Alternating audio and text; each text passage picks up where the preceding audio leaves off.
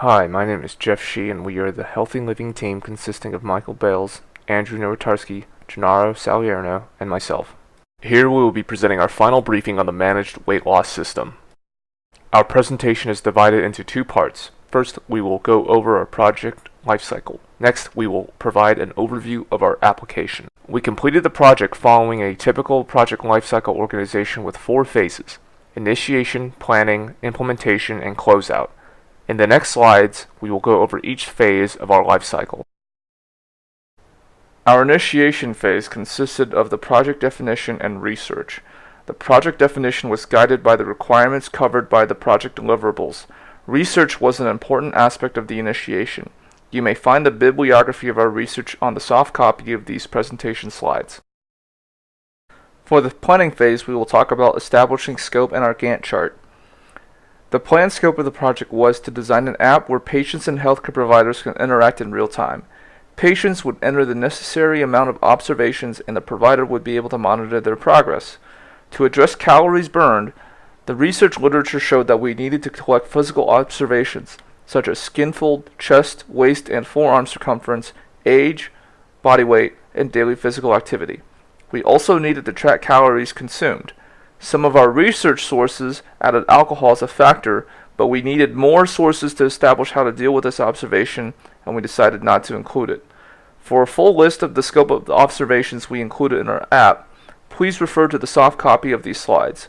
Next, we will talk about our Gantt chart. Here is our final Gantt chart, showing which team members conducted the presentations during each deliverable. A direct link to the image can be found in the soft copy of the slides. Like with our previous deliverables, we were on schedule for the entire duration of the project. We completed this project by allotting plenty of time for development, testing, and verification. During our execution phase, we made sure to keep our scope controlled in order to meet schedule. We realized early during the execution of the project that the task required to appropriately address all the necessary observations was not possible within the time frame allocated to this project, so we prioritized each observation. Developing using an agile method allowed us to include prioritized features into a working app as they pass our initial quality control. Coding was done using Visual Studio and C#, HTML, JavaScript, and CSS. Collaboration was mainly through GitHub, and we communicated on a daily basis using Slack. We used the Fire.net API to develop the project. To take advantage of existing applications, we considered using the MyFitnessPal API because it collects similar information to what our application would require. However, after using the app for a few weeks, we discovered that the app had a bug in the calculation of calories consumed, and we decided not to use it. Quality control was done by using our prototypes with extreme use cases. Early in the project, we considered integrating our app with the MyFitnessPal API in order to track calories consumed. However, we discovered a bug with the MyFitnessPal app that resulted in errors in calorie calculation. We also considered using the USDA's API to gather nutrient information instead. However, given time constraints, we opted to have the user enter their protein, fat, and carbohydrate intake data with the intent to extend this feature in a future state. We focused our effort on the development of other features that would allow us to have a fully functioning app that was able to interact with the Fire server. In this case, project closing involved the preparation of deliverables. It remains for future development to work on the integration with MyFitnessPal. The possibilities are endless. We could integrate with Fitbit or other wearable devices. Another aspect of the project is data gathering for future use on machine learning algorithms. The conceptual idea behind it is that this data aggregation could be used to advise patients and providers of habits that will lead to weight loss or weight gain. Hi, my name is Gennaro Salerno. In this part of the presentation, we are going to talk about the application.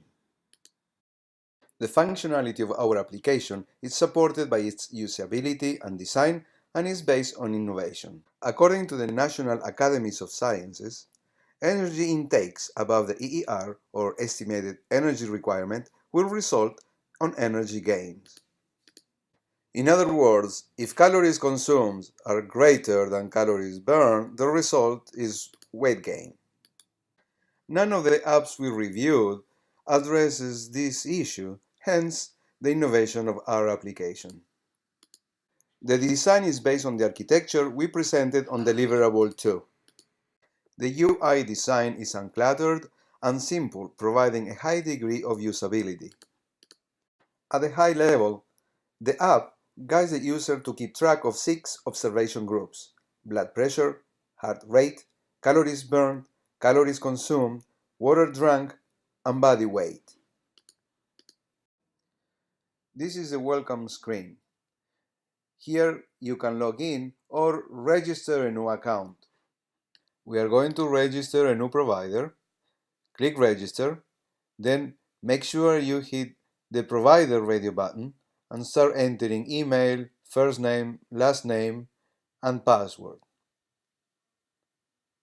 Click submit, and the information is sent to the FHIR server. This is the dashboard. At the moment, there are no patients. Let's register a new patient. Click register, enter the patient email, first name, last name. Make sure that you hit the patient radio button. Under Find Provider, click inside the Search Providers text field. As soon as you start typing, a list of providers appears. Select the one that you like. Continue filling the rest of the information. Press Submit, and the patient is created and sent to the FHIR server. Let's log in into the newly created provider. Now in the provider's dashboard, we can see the new patient that we just created, Betty Saler. We can also see the details of her date of birth, email, and the date where she just entered her last information. At the moment, Betty doesn't have any vitals. Let's log in with Betty's credentials to enter her information. From the pull-down menu at the top right, select Weight, and then click Add Event. Click on Date, select the date, then enter the weight in kilograms, and click Save. We need 4 data points for the line to be plotted, so we enter a few more weight events.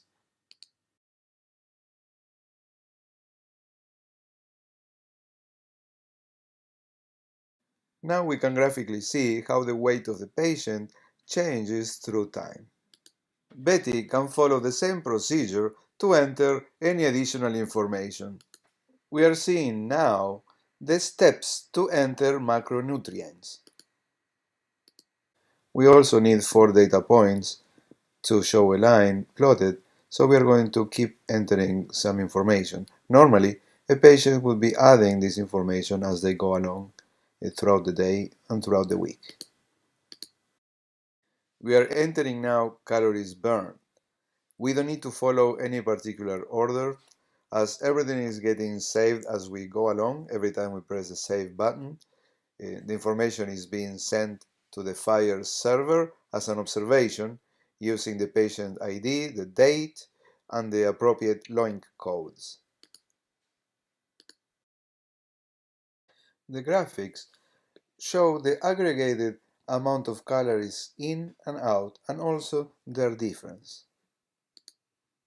Now we are entering blood pressure information.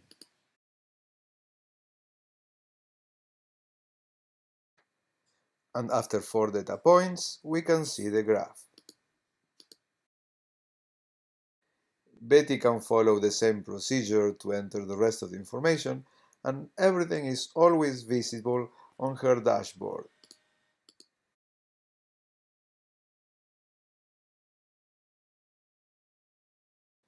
Let's now log in with Betty's doctor's credentials. The doctor dashboard now has been populated with Betty's information. When a provider has more than one patient, we can see patient information on his or her dashboard. Patient information is easily accessible by clicking some links. Providers can export their list of patients to spreadsheet programs such as Excel. As a conclusion, we dwell on lessons learned and on future development.